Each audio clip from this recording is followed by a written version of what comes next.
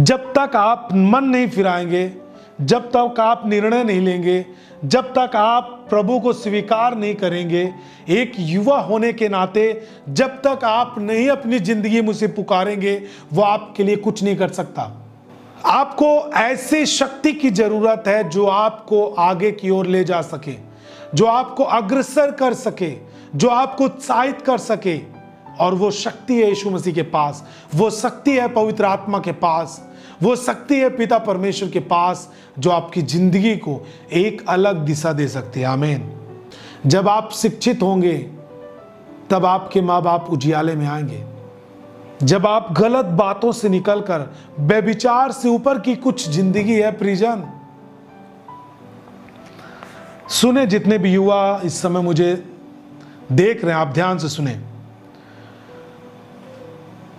बेविचार की जिंदगी से भी, बेविचार के आनंद से भी ऊपर का एक आनंद है, जिंदगी है, जिसके बारे में मैं आपको बता रहा हूं। हस्तमैथुन की आदत से, गलत रिश्ते फोन से, सामने से बनाकर उसमें बने रहने के आनंद से, जिंदगी से एक ऊपर की जिंदगी है, एक आनंद है। शर्म में जीना, शर्माना, हर समय शर्माना, हर समय डरना, किसी के सामने बोल ना पाना, डर डर बने रहना, ये सब चीजों से बढ़कर एक जिंदगी है जो आपका इंतजार कर रही, जिसकी चर्चा मैं आपके लिए कर रहा हूं। वो है यीशु मसीह, वो है आपके युवा जीवन की गरिमा और प्रतिष्ठा। आमीन, हालेलुया। आप बहुतों को निकाल सकते हैं, गलत बातों से आजाद करा सकते हैं। हालेलुया। आप क्यों एक मूर्ख की तरह, एक निकम्मे व्यक्ति की तरह जीते हैं? जिसके पास कोई समझ नहीं होता उसको मूर्ख कहते हैं लोग। जिसको बार बार समझाने के बाद भी नशे की लत से निकलना ना चाहे, उसे लोग निकम्मा बोलते हैं। जिसे लोग जानते हैं ये पक्का व्यभिचारी लड़का है, और बहुत सारे लोग उसको समझाते हैं, यहां तक कि परमेश्वर के लोग भी उसको समझाते हैं, लेकिन वो उससे निकलना नहीं चाहता, उसी लोगों को बोलते हैं निकम्मा व्यक्ति। तो आप क्यों मूर्ख और निकम्मे व्यक्ति की तरह, युवा की तरह अपनी जिंदगी को व्यतीत कर रहे हैं? आपके जीवन की एक बहुत बड़ी प्रतिष्ठा है, वो इंतजार कर रहा है। अभी आपके पास समय है बदलने का, चेंज करने का, क्योंकि ये उम्र वही टाइम होता है जब आप एक दर्शन को बनाएं अपनी जिंदगी में, एक दर्शन बनाएं और उस दर्शन के अनुसार चलें। ये उम्र जब बीत जाएगी, आपको दोबारा कोई भी चीजें नहीं मिलेगी उम्र में कि आप सफल हो पाएं। फिर वो टाइम केवल रोना ही रोना होता है, केवल रोना, और आप रोते रहते हैं। वो युवा जो इस जिंदगी में अपने आप को नहीं संभाला, वो आगे चल के केवल और केवल रोता है। यदि मेरी बातें आपको मजाक लगती है, ठट्टा करते हो, आप करो, मजाक लगती है, उड़ाओ, लेकिन आप पछताओगे। लेकिन उस दिन याद कर लेना, और ये वीडियो खोलकर जरूर सुनना, यूट्यूब पर पड़ा रहेगा। हालेलुया। आपसे परमेश्वर प्रेम करता है। ये आपके पास अभी टाइम है, अभी आपके पास बदलने का टाइम है। वो अपनी जिंदगी में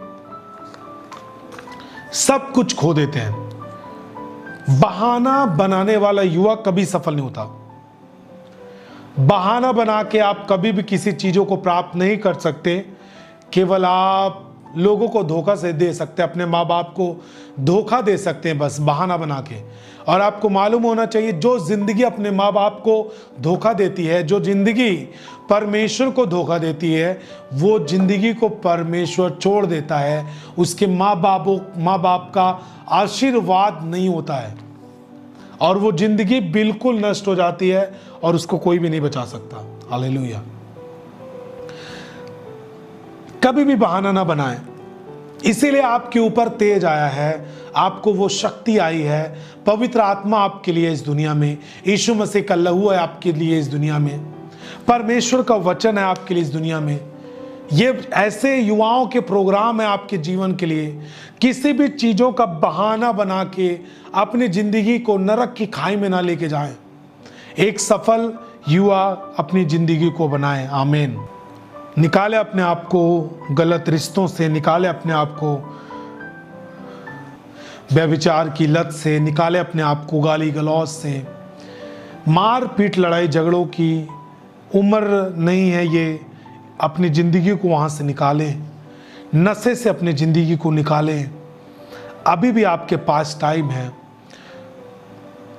फिल्मों को देखना, गलत चीज़ों को मानसिकता में लाना, बिल्कुल गलत चीज़ों में भर जाना, और इतना ज़्यादा गलत भर जाना कि अपने माँ बाप, अपने यहाँ तक कि मैं आपको बोलना चाहता हूँ कि ऐसे ऐसे युवा लोग होते हैं जो इतना ज़्यादा गलत चीज़ें देखते हैं कि अपने घर की जो घर के रिश्ते हैं, माँ बहन और भी रिश्ते हैं, उनको भी वो साफ निगाह से नहीं देख पाते। उनकी जो मानसिकता होती बिल्कुल गलत भर जाती है। आपको मालूम जो चीज़ें आप न्यूज़ में पढ़ते हैं कि किस तरह एक बुजुर्ग के साथ लोगों ने गलत किया, लड़कों ने गलत किया। एक छोटी बच्ची को किसी चीज़ खिलाने पहाने के बहाने ले गए, उसके साथ उन्होंने गलत किया। इस तरह की चीज़ें कब लोगों के जीवन में, मानसिकता में भर जाती है और फिर वो बिना उससे करे नहीं रह जाता। आपको मालूम, ये जो चीज़ें लोग देखते हैं लगातार, मोबाइल फ़ोन में गलत चीज़ें देखते हैं, गलत फिल्मों को देखते हैं, वो चीज़ें, वो गाने, वो चीज़ें जो गलत चीज़ों का बढ़ावा दे, जो आपकी मानसिकता को गलत कर दे, जो आपके हृदय में किसी के प्रति प्रेम नहीं परंतु व्यभिचार को उत्पन्न करे, वो चीज़ों से युवाओं को दूर रहना चाहिए।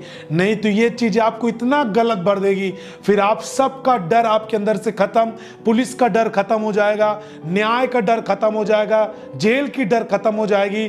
फिर आप उन गलत काम की ओर बढ़ते जाएंगे और आप अपनी जिंदगी को इतना खतरनाक बना देंगे कि आप बहुत पीछे चले जाएंगे और आप चारों तरफ बदनाम हो जाएंगे। उस समय आप पछताएंगे, मैंने इसके साथ क्या कर दिया, मैं क्या करूं अपनी जिंदगी में। फिर आप सिर पकड़ेंगे, सिर पटकेंगे। उस समय कुछ नहीं होने वाला है। अभी आपके पास टाइम है, उठ खड़े हो और प्रकाशमान हो। प्रकाशमान होने का टाइम आ चुका है। उठ खड़े होना है। आप उठेंगे नहीं, खड़े नहीं होंगे। उठ खड़े होने का मतलब है निर्णय लेना है। आपको निर्णय लेना है। उठ खड़े होने का मतलब है कि आपको सच्चाई जानना पड़ेगा। उठ खड़े होने का मतलब है कि जो मैं आपको बता रहा हूं उस गरिमा और प्रतिष्ठा को पहचाने।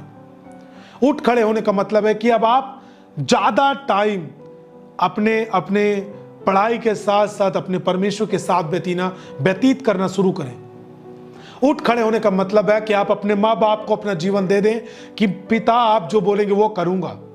अपना जीवन, उठ खड़े होने का मतलब कि ये बोले हैं प्रभु कि मैं अपना जीवन अब से देता हूं, तू जो कहेगा वो करूंगा।